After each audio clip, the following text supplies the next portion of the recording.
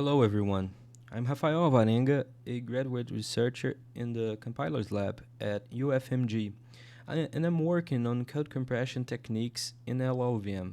In this video I will show you how to apply the patch we discussed in the last video and how to use it.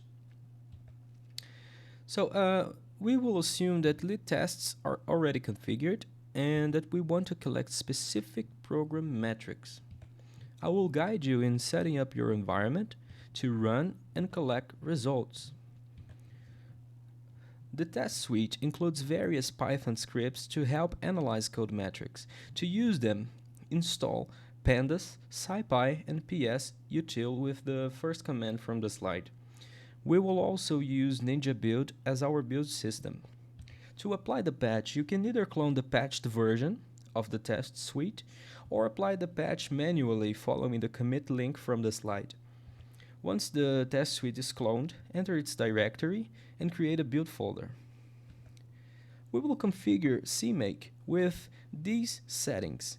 Use Ninja as the build system, specify Clang as the compiler, enable the -flto flag to generate bitcode files, and force the linker to create non-optimized linked bitcode.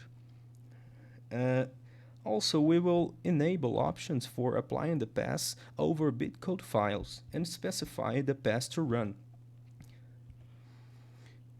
We will use the single source and multi-source test suites and run -01 optimization flag on all binaries.